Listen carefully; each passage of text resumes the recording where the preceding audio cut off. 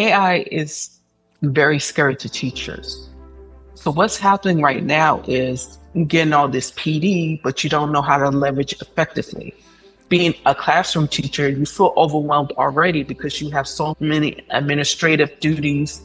And then also you focus on the social and emotional needs of the students. And then you try to navigate teaching the students and also meeting expectations of parents and also of the administration. That's why it's important to have a plan and say, let me focus on one skill, not 20 million skills.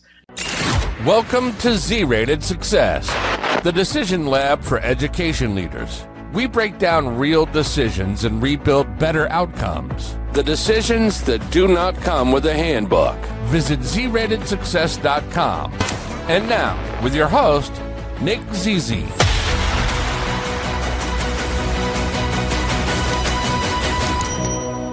Today, I'm joined by Kimberly A. Freeman, a TESOL educator and AI learning systems advisor.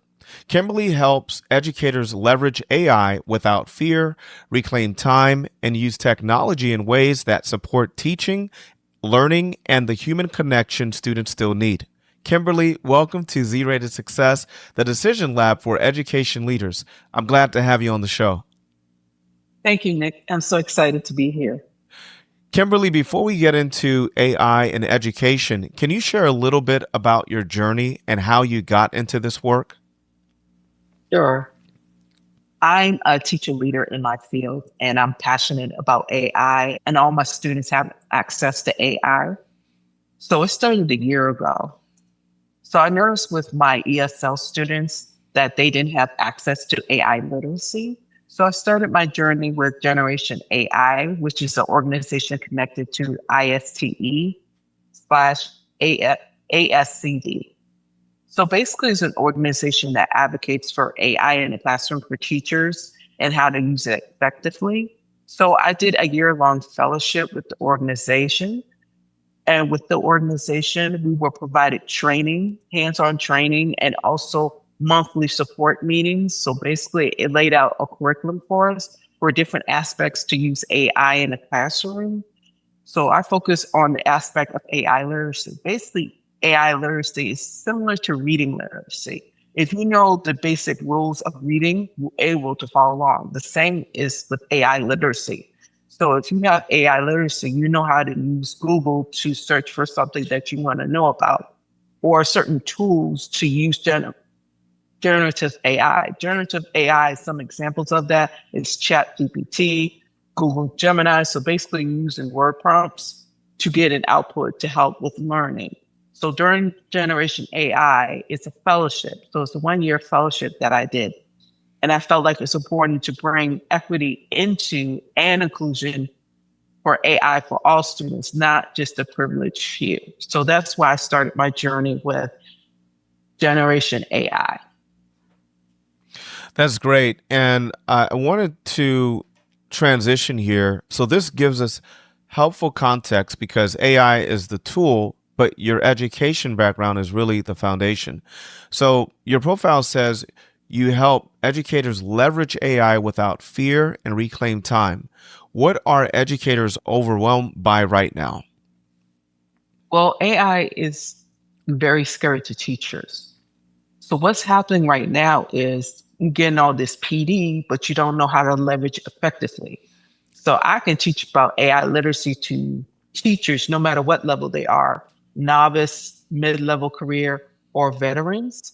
But if you don't know how to use it effectively and reduce your workload, you're just spinning your wheels. Or being a classroom teacher, you feel overwhelmed already because you have so many administrative duties. And then also you focus on the social and emotional needs of the students. And then you try to navigate teaching the students and also meeting expectations of parents and also of the administration. So that's quite a bit to navigate. So that's why it's important to have a plan and say, let me focus on one skill, not 20 million skills. Because sometimes the people who are teaching the AI in the system may just give you so much, you're on overload and just say, you know what, I'll deal with that later. But if you wait, there are going to be other teachers with less skills with you going farther than you. So that's why it's important you pick one skill that you want to work on and then build up from that. And compliance and not just being compliant is not going to help you. You got to feel confident about how you use AI. So with my background, I have a website you can go to for help with that. And if you have a clear strategic plan or system in place, that makes a difference for effective AI implementation in your job and in the classroom. So, what are teachers spending too much time on right now? Oh, do you have all day?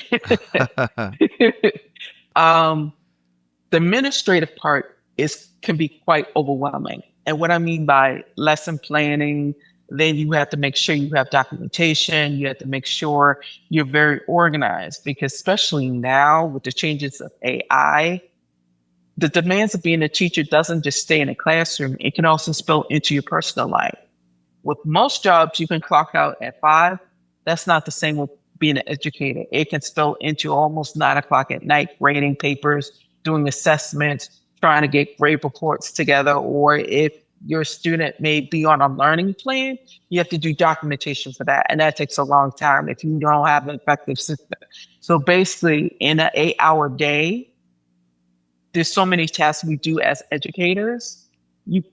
8 hours is not enough time. But if you can take 5 hours of that chunk of administrative tasks and use AI to leverage it, you can do it within an hour's time. Mm-hmm. So that's getting back your personal time. So you can actually leave your job and leave most of the tasks there and have a personal life once you leave there. So that's what I'm trying to help teachers do, and not just have the systems in place, but also identify what AI lane they want to be in to leverage that information to progress as teacher leaders in their field. That's good. That connects with something I talk about often. Students and educators don't always need more information. Sometimes they need better decisions and better systems. Why do you think some educators feel fear or hesitation when it comes to AI? I think the fear is if you don't see someone doing something similar to help you have a pathway, it can feel very overwhelming, because right now, even though school systems have an AI system in place, if you don't have a connection to a media specialist or a computer teacher in your building, you're going to feel lost. I felt lost until someone was a teacher leader and showed me and said, this is how you can use AI, not just in the classroom, but help you leverage it as a teacher leader. So system is very important. But if it's so confusing and it's not clear and it doesn't have clear identifiable steps, it's not going to help you. So what are the biggest misconceptions? The biggest misconceptions is you can learn AI like that. You don't have to put work into it, or AI is going to replace educators. It's not going to replace educators that are prepared and have a system in place. If you don't have a system in place, yes, you may be replaced on some levels, but in education, as an educator, you always have to change. You have to always stay up to date, especially with AI. It's completely changing the education landscape. So it's very important to stay on top of it, but it's also important to have a mentor or a support system to help you with that. So Generation AI has been an invaluable tool for me because I had a support system. If I didn't understand something, I could ask someone. And sometimes you might have to go out of your school system to do research for AI organizations that help you to navigate that system. Because sometimes you can have that person who does the PD, they do it so fast, so quick, you're looking like, what happened? So that's worth slowing down on. What would you say to the educator who knows AI matters but feels behind already? Well, I would say take a moment and reflect. What are you scared about AI? Are you scared about data, privacy of the students, how to protect that? Are you scared of how to use it? Are you scared if you use it in a certain way that administration may be upset with you? You have to identify the top 3 areas you're scared about And then you can do research on Google AI. But my recommendation is go to ISTE.org, and you can go to that website and they can give you tips on how to navigate your fears with AI, or you can do a Google search. But you first have to say, do I need help within the district? Because if you have an excellent AI PD program, you might first start with that. But before you even start with that, maybe ask your media specialist or computer teacher, depending like if you teach elementary, middle, or high school. It's either the media specialist or a computer teacher. First start there. They can refer you where to start because they're your frontline defense in the schools because they know about the AI changes. Mm-hmm. Now, how can educators use AI without losing the human connection that students need? That's a great question. So what's important not to lose the connection? Remember why you became an educator in the first place. Mm-hmm. For me, was the reason why I became an educator, my why is representation. Because I maybe had 3 Black teachers that look like me. But when you see someone that looks like you, that's a possibility. Mm-hmm. Take the same approach with AI. Who am I serving? Who are my main targets that I want to benefit from this? In my case, it's ESL students. So I knew with them, they might be getting instruction by their media specialist, but they're looking through a general education lens scope. I'm coming from multilingual scope. So those are 2 different scopes. Mm-hmm. So I can identify things that maybe from a general education space that might be lacking. And going from multilingual students, you have to consider their language barriers. You have to consider where they are on the spectrum of their computer learning skills, typing skills, processing skills. You're not just focusing on the education content. You're looking at the language barriers. Are they fluent in their own native tongue? If they are, they do better. If not, they're going to struggle with making a merge of between English and their native language and trying to navigate AI is quite a bit. So just start with, okay, this is the population I serve. How can I go from that? Let me connect with the media specialist or the computer teacher, and we can come up with a plan together to go forward. That's great. Now, where should AI help and where should humans still lead? Okay, that's a great question. You are the navigator of AI. That's something you need to keep your hands on. Mm-hmm. So if you have a plan or system in place, the human part is going to stay in it. So I did an offshoot of the Generation AI called the AI Catalyst Program, and they're connected to Generation AI. So that was another fellowship that I did. But what was amazing about it was centered on working with Black educators and Latino educators and including that. That's the human part. Mm-hmm. Because each sector of the student population you serve had unique needs. You have to serve those. By working with those educators in that organization, I learned how to keep the AI in there because each group of people that you work with have different needs to address it. That's very important. Like ethics. Sometimes we keep talking about AI, but there's also ethics that need to be in it. Yeah. It can be biased, especially if you type in a prompt saying, for example, if I use a word prompt on Google Gemini, say, create an image of a teacher in a classroom. The teacher could look nothing like me or nothing like the students you serve, the same the students serve.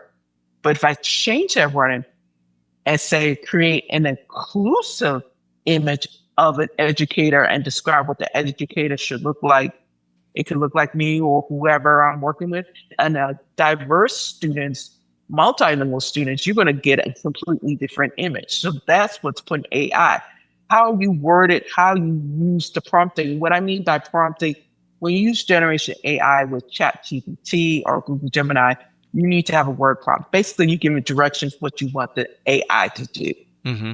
And if you don't have clear word prompting, or if you don't have the human touch in your word prompting, then you're just going to get general thing and be like, wait, I serve special needs students. I may serve students who may need more accommodations. And if that's not put in my wording, then I'm going to just get a journal and then it's going to look like, what is this? So then on that point there, what would you say to the educator who perhaps just puts a general prompt in and whatever AI gives it, the educator's like, oh, this is not what I need. So what should they include? What would you say is a good template to use? So one way you can start is write down what kind of students you work with. Mm-hmm. Then from there, sometimes you can go online and just do a Google search, like help me write a prompt to include these students I serve. So for example, I work with fourth grade students. I may say, Google, help me write a word prompt serving fourth grade multilingual students with reading and social studies who may need extra support with 3L's framework curriculum for a reading assignment to write the main idea. So what I mean by 3L's, I work with multilingual students. 3L's is a framework that you use curriculum outputs or a way to teach, but you're teaching grade level content. You're not make it so low that they cannot work on grade level content. Because depending, if you don't have that background, you can write all the prompts all day long. It's going to become confusing. So if you don't know, if you're a newer teacher, you can ask a more experienced teacher, help me write a prompt that includes all the information that is needed.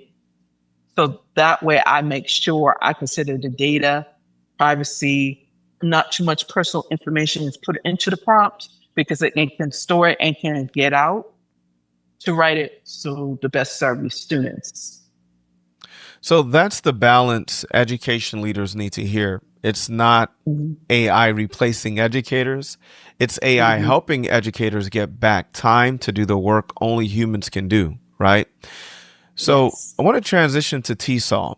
So with your TESOL background, how do you see AI helping educators better support English learners or diverse learners? That is a good point. And my line of work, you can use AI to help with language barriers. You can use Google Translate to help students navigate from their native language. So for example, if they speak Spanish and they use Google Translate to speak English, there's something called cognates. Cognates are verbs that are similar in romantic languages like in English, French, Spanish, or Latin. So that means to reflect. In Spanish, it could be reflectar. So that's an example of cognate. So if you have that in mind, that can help you with that. And also you have to know what framework you're going to use, curriculum framework that you can use with multilingual students. So depending on your school district, whatever the main one that they use, you start from there. So in my school district, we use the 3L's, which is listening, learning, and language. So with language, when you have all those three, you're actually building reading comprehension skills that you can apply to all areas. So we use a lot of visuals. We use sentence frames, basically sentence frames. The story is about, and then they write about what the story is about. So we're building language from the ground up with 3L's. There's also SIOP, which is Sheltered Immersion Observation Protocol. A lot of letters. It's like, what? What are we talking about that? So SIOP is basically another way. It uses grade level content, but you're using a lot of writing, graphic organizers to do that. So it's very important to know what multilingual curriculum framework that you're using in your school system. And from there, then you can combine it with the AI and then how to write your prompts to solve that issue you may have. That's important because technology should not just make things faster. It should help us serve students better. I want to transition to what schools are getting right and wrong. So when you look at how schools and education leaders are approaching AI, what are they getting right and what are they getting wrong? Well, my school district is getting right. It's having a very strong AI policy in place. Because if you don't have a very strong AI policy in place, basically that's the rules of how to use AI in a school district. If it's not very clear, and then you have teachers trying to use AI, and if they don't know not to put all the identifiable information of the students into a chat bot, that chat bot can store it, and then other people can get access to that information. Also, they have to be clear leadership in your school on how they use AI. Okay, we're going to use AI this way. No, we're not going to use it for that way. So if you don't have a clear system from the top to the bottom, it can get very confusing. And also, how we're going to use AI on the grade level. So the policies is your foundation. Then the next level is how you're going to use it in your school. And then from that, the next one is how do I use it on my grade level? Using AI on the elementary level looks quite different from the middle and high school. So elementary, we're building the foundation to help the kids learn from going from elementary to middle to high school. So it's important to have clear defined systems from the district level, the school level, administration, principal, assistant principal, curriculum facilitators, then grade level leaders. How do you want your AI to look as a team? Sometimes you may be the only teacher on your grade level. Sometimes you might 4 or 5 or 2. So you have to decide, whoever the team leader is, you dictate what your AI wants to be. So for example, I was the team leader on my 4th grade team. So I told, and I worked collaboratively with my teammates saying, this is what I'm going to do with AI. Do you have any concerns or questions? I didn't just go, hey, we're going to just do this. And she's looking like, what are you talking about? So, and especially she's from the background of being first generation Latina in the United States, working with the students. So we work collaboratively to create an AI system that worked for multilingual students, that considered their needs, and that still had their human touch on it also. So that's the leadership decision. It's not just whether schools use AI, it's how they introduce it, train people, and build trust.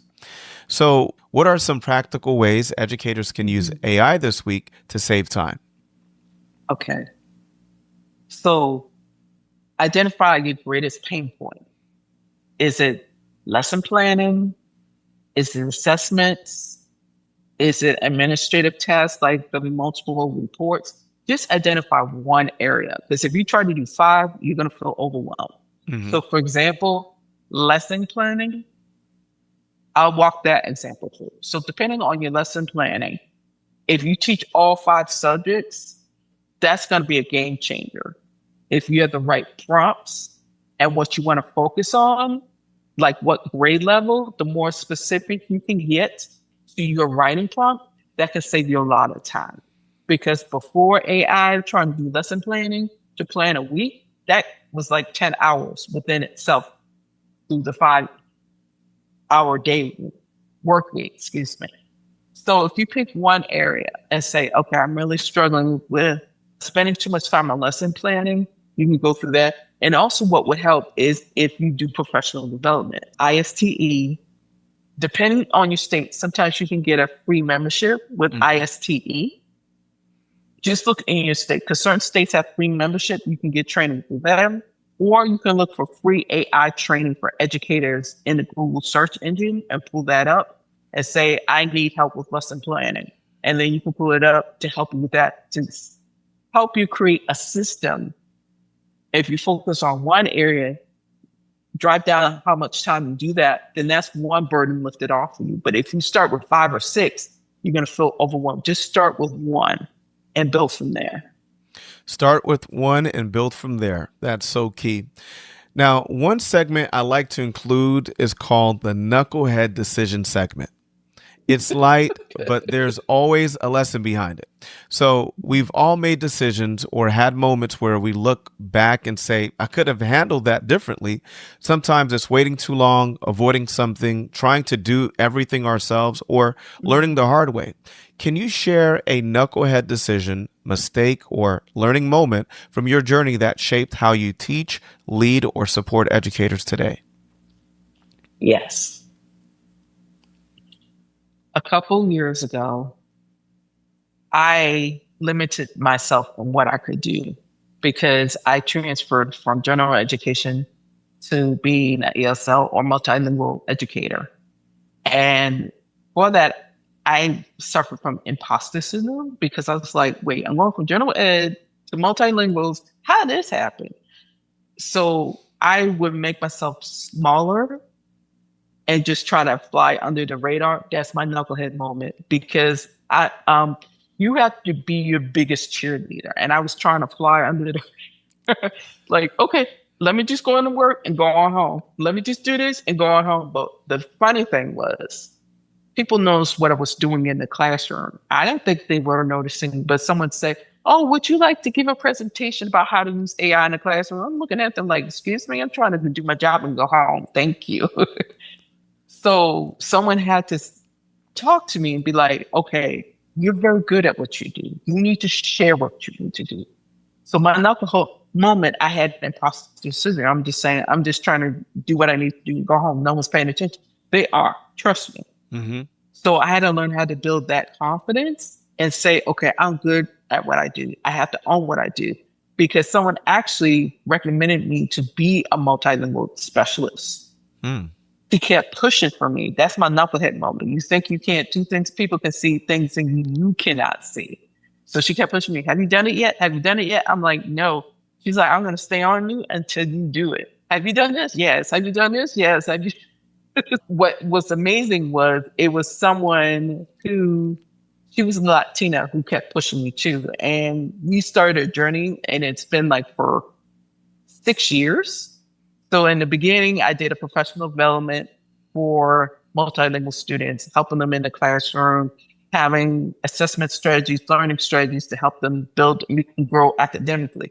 From that, she recognized in my writing and the work that I was doing, she's like, you're really good at this. I was like, oh, that's nice. I just said it as a compliment and just ignored it. It came back 3 years later. And the first time they contacted me to do the training to be a multilingual specialist, I was like, no, I'm good. No, thank you. Then it came back again. This time she was like, look, I recommended you for this. I need you to do this now. And I'm not taking no for an answer. So I did it. So the journey now is I'm a full-time multilingual teacher. So do not doubt yourself. Know that you're capable. And even though you're going into the unknown, know that you have the skills to do it. So that's my knucklehead moment. Love it, love it, love it. You can't see the picture when you're in the frame. So when you have people around you who see some good qualities, something that you're good at, and telling you that you're good at this, go ahead and make it happen. This is awesome. I love this. That's why I like this segment. The moment may be uncomfortable, but the lesson can help somebody else avoid learning it the hard way.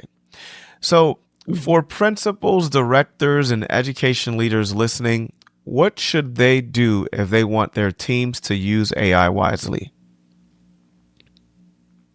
Make it a comfortable atmosphere. It's okay to fail or make mistakes. That's the biggest thing. If you feel like, okay, practice in a safe environment before you fully implement the AI, it makes a huge difference.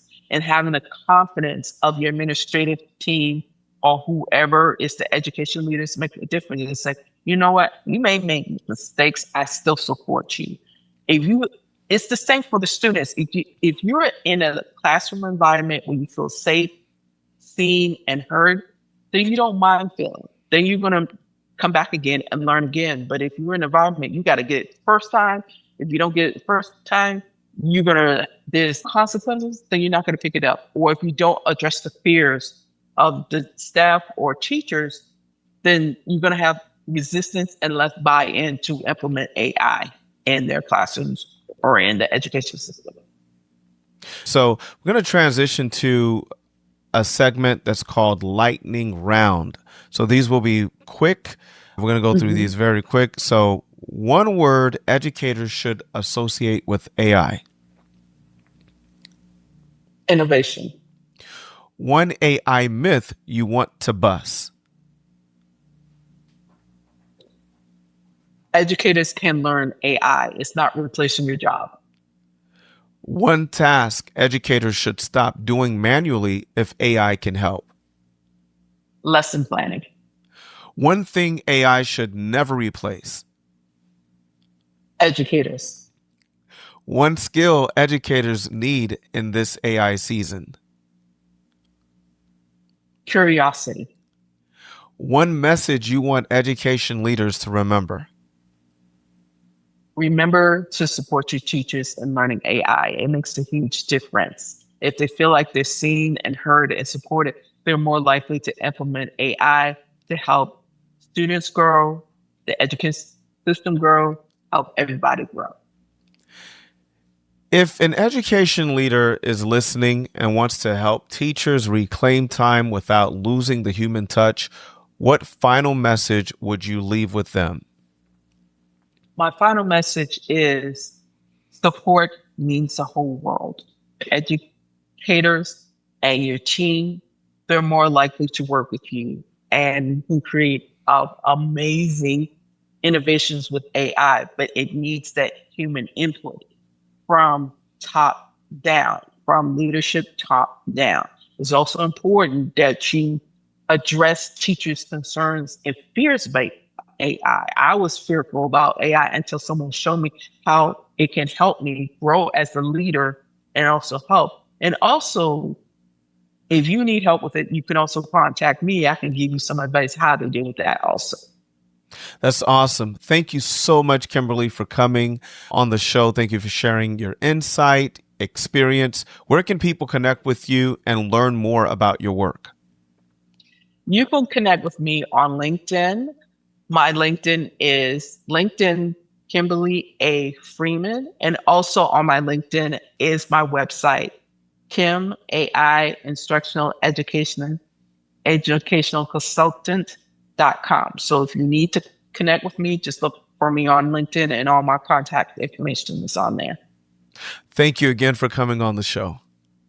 Thank you so much for this opportunity, Nick. It was a pleasure talking with you. Thank you again. Thanks for listening to Z-Rated Success. If you enjoyed this episode, follow the show and leave a quick review. To connect with today's guest and get the free Decision Lab Toolkit, visit zratedsuccess.com. To bring Nick's Decision Lab keynote or training to your campus, district, or conference, visit nickzizi.com. See you next time.